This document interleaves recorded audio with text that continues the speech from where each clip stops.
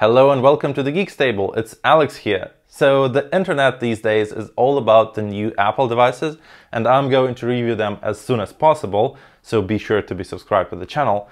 But today I want to talk about the portrait video, the best way to shoot them, how to avoid the unpleasant results, and why Apple still has no portrait video built in. So back in the day, when Apple introduced the portrait mode, it could work only with the faces, and it was exclusive to the iPhone 7 Plus. Then an app called Focos appeared in the App Store, and it allowed you to shoot normal photos on any camera, and then it would turn them into portrait ones with their AI. So I could shoot portraits even with my iPhone SE, and the results would be quite good. Last year, Apple equipped their cameras with a LiDAR sensor that can calculate the distance to an object, and it was a huge improvement to the portrait mode as well. Because now, instead of combining the images of two cameras, you could have a single picture and a map of all the depths in the image. It produced quick and accurate results.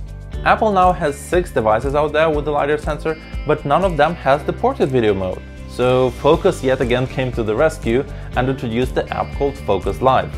It claims that it can shoot portrait videos if your phone camera setup has at least one of these options, so let's check how well it performs. I'm not receiving any payments from Focos Live, and I'll be demoing the free version of the app, so it's you to decide if you want to give them your money or not. The viewfinder of the app won't generate you the accurate preview, you will always see the normal picture. But you actually can see the depth map inside the shutter button. So it will help you to understand maybe you should come closer to the subject to be correctly recognized. Notice that if I'm in the LiDAR mode, the shape stays solid. But if I go back to the mode where 2 cameras are used, then we start seeing some artifacts. After we're done with our shooting, we go to the editor, and here we have to wait for the videos to be merged with the depth data. Once it's done, we can start our edit. Focos Live has a pretty advanced video editor built in, so we can adjust the focus and the aperture, so if you wish to have the background in focus, you can do so. It can also track the face, which is handy, so I can tap on my face and it will always keep it in focus. We can also go through the range of other adjustments, and once we're happy with the result, we'll export it to the photos. Some of the results were quite stunning, and I really enjoyed the quality of the videos and how it treated the background. For example, here my hair that is waiting for a hairdresser appointment was handled pretty accurate. However, not all the videos were that perfect. So first of all, avoid direct light to shine at the cameras, because then the LiDAR and the algorithms can struggle with calculating the depth map and you can get a blurry image.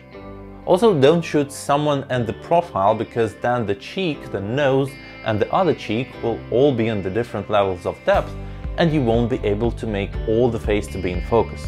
If you're shooting yourself, I'd suggest you to use the rear camera. You will lose the viewfinder and you may look stupid, of course, but you will have a better picture in general and the better bokeh effect. Also notice that the videos from the front-facing camera are not mirrored by default, so you'll have to go to the settings and turn that setting on. And for existing videos, you can just tap on them in the editor, select the transform option, and then tap on the flip x-axis button. Another downside that I've noticed is the lack of image stabilization, so when I shoot a portrait video on the go, the image is quite shaky. You can do a stabilization in the editor, but that option is available only in the Pro version. So if you have a gimbal, like DJI OM4 that I've reviewed recently, you might want to use it together with this app to avoid shakiness. Now let's talk about achieving the best results. When using the app, you have to think like the LiDAR sensor, because that's the key to a perfect portrait video.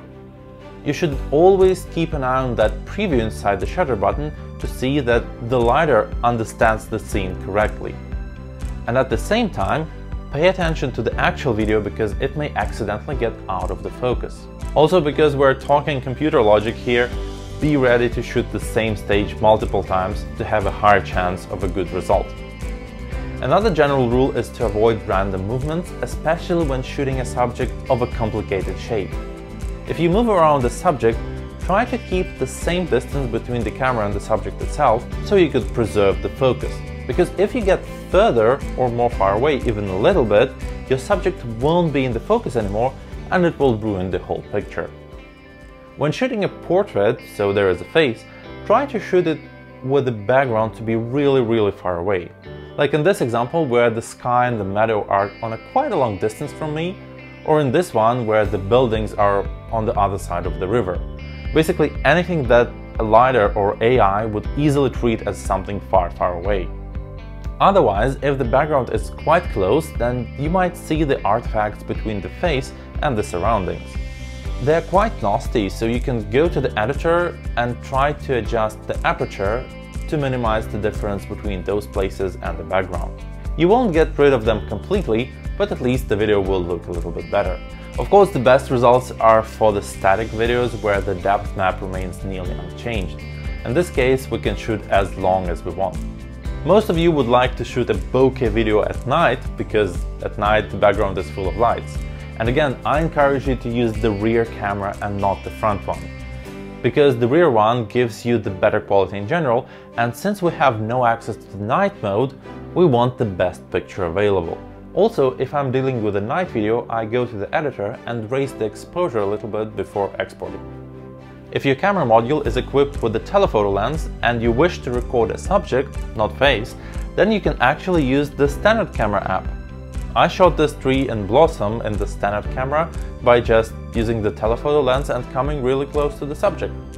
The iPhone camera app did pure magic with its autofocus because it was quite windy that day, but the branch stayed in focus all the time.